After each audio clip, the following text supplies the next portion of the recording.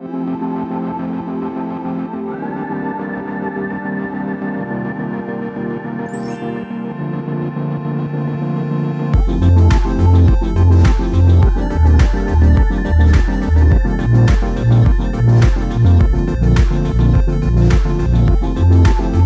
à tous, bienvenue, c'est Z pour la Vape du Palais. On se retrouve aujourd'hui pour le test de cette nouvelle machine, l'Endura T18 version 2.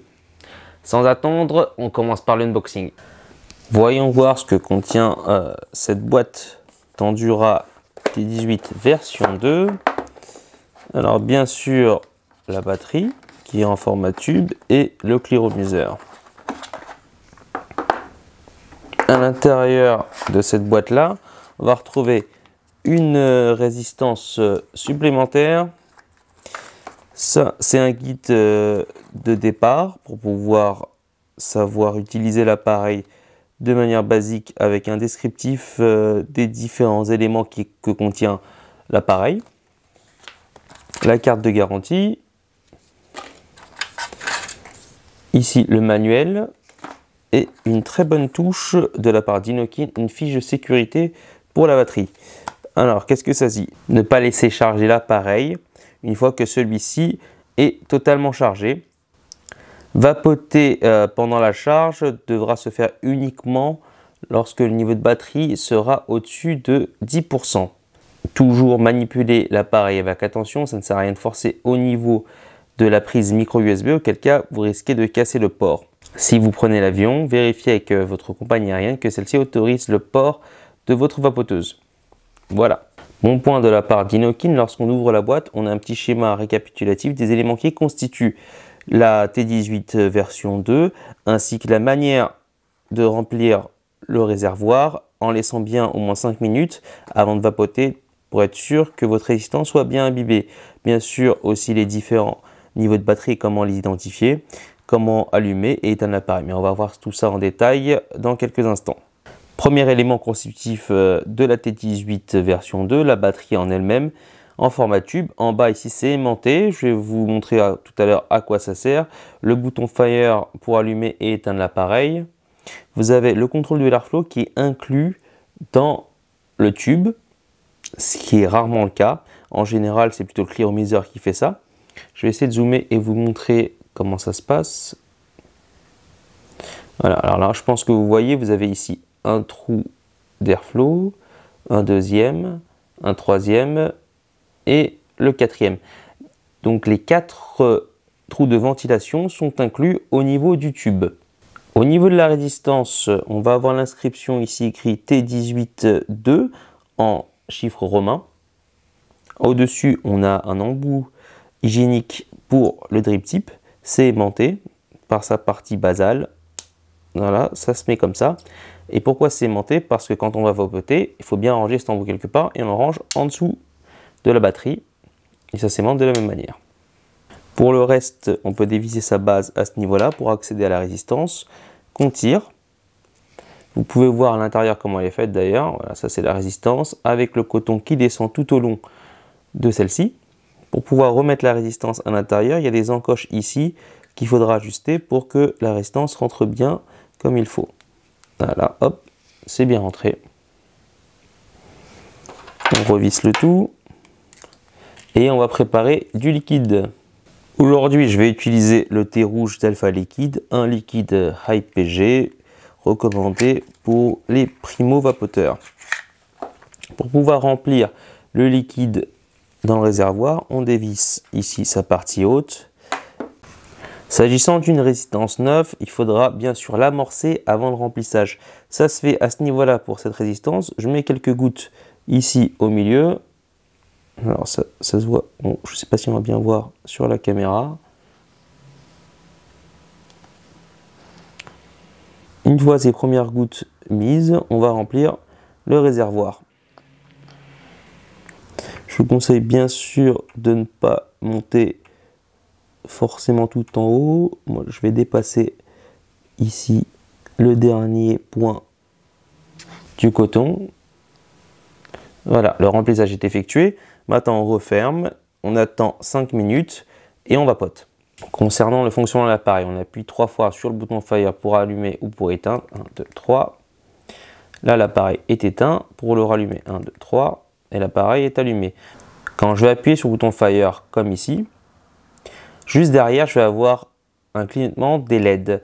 Lorsque il y a 3 LED qui clignotent, ça signifie que la batterie est chargée à son maximum. Quand il y a 2 LED, cela signifie que la batterie est environ à la moitié. Et quand il n'y a plus qu'une seule LED, je vous conseille vivement de recharger votre appareil. Particularité de cette T18 version 2 par rapport à la première, on peut ajuster 3 niveaux de puissance. Alors pour ce faire, on va d'abord éteindre l'appareil.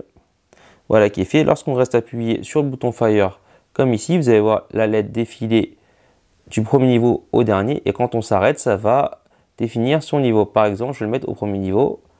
Le premier niveau est à 10,5 watts, le deuxième à 12 et le dernier à 13,5. Je vais le mettre d'abord sur le premier niveau, comme ceci, et maintenant on va aller vapoter.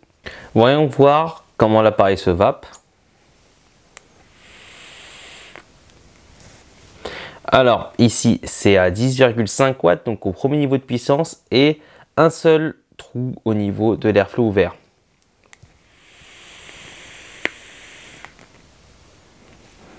Vraiment un tirage serré comme il faut, exactement comme je l'aime. Après, effectivement, selon les goûts et les couleurs, on pourra ajuster au niveau de la bague d'airflow. Ici, je vais mettre à 2.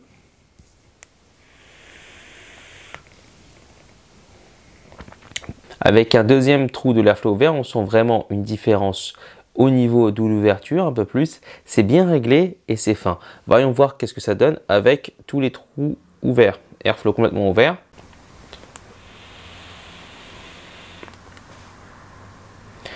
Alors, on est toujours sur un tirage serré.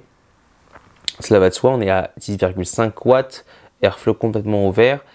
Je vous retrouve avec l'airflow complètement ouvert et on est au niveau maximum à 13,5 watts.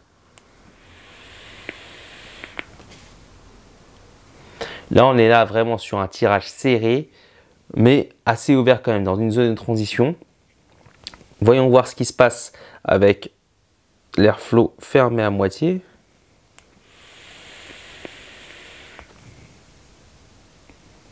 Contrairement à quand j'étais à 10,5 watts, je sens qu'il y a moins de différence entre 2 trous et 4 trous ouverts à 13,5 watts.